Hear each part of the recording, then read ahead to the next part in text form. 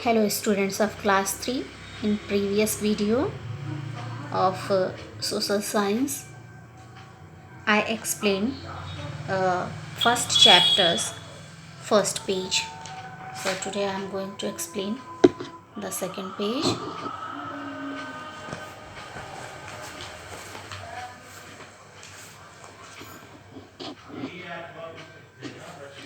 The earth is a livable planet or livable planet. Livable means where we can live, where life is possible. The earth is the home of all living things. You know, the earth is the home of all living things. All the living things means human beings and animals live on earth. So earth is our home. We live on earth. We all live on earth. Plants and animals also live on, here. Plants and animals are also living here, not only human beings. So far, we do not know of any other place in the universe other than the earth where life exists.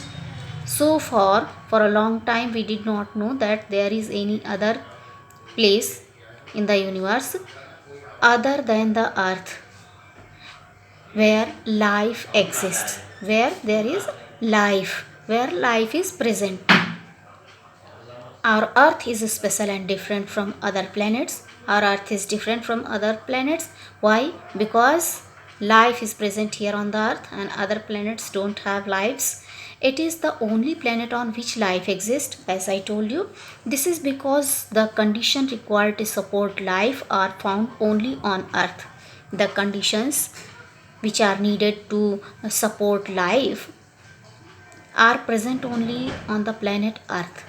These conditions are, so those conditions are written here. I am going to read it. Listen carefully. Number 1, the earth has air around it called atmosphere. There is a blanket of air around the earth, and that blanket is called atmosphere. This air is very rich in a gas called oxygen, and that blanket, that atmosphere is very rich in oxygen, means plenty of oxygen is there. We need this oxygen to breathe in to survive. For living, oxygen is very necessary because we breathe in oxygen, we breathe in gas oxygen. The earth has water in liquid form. On earth there is plenty of water. 3/4 part of the earth's surface is covered with water, you know, and that is in liquid form. About 3/4 of the earth's surface is covered with water. 3/4 of the earth's surface is covered with water, and remaining 1/4 is land. This water is present in rivers, lakes, seas and oceans, and that 3/4 water is present in the lakes, rivers, seas and oceans. The earth is neither too near nor too far from the sun. The earth is neither too far and nor too near. So the temperature is perfect for living a life. So the temperature is perfect, means the right amount of heat reaches the earth. The right amount of heat from where? From the sun. The shape of the earth, if you stand in an open field or the seashore, you will see that the earth appears flat. If you stand on the seashore or any open field, you will see the flat part of the earth, because the earth is very big. That is why people long ago were afraid to travel too far. This is the reason people were afraid. They were feared to travel too far. They were thinking that they will fall. They feared they would fall off the edge. They thought that there was a edge. Even when Galileo, the great astronomer, pointed out that the earth is round and it revolves around the sun, no one believed him. There was a great astronomer, his name was Galileo. He means the Galileo pointed out that the earth is round. He told that the earth is round, but no one believed. He told that the earth is round and the earth is revolving around the sun. No one believed him. In 1519, Ferdinand Magellan, a Portuguese sailor, started his sea voyage with his sailors from Spain and sailed round the world. In the year 1519, there was a Portuguese sailor. His name was Ferdinand Magellan. He started his sea voyage. Voyage, I told you that voyage is a long journey of sea with his sailors.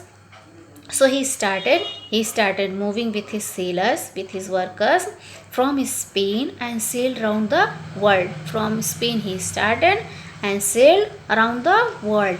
He kept sailing in one direction and he started moving in one direction only. After 3 years, his sailors reached the very place from where they had started.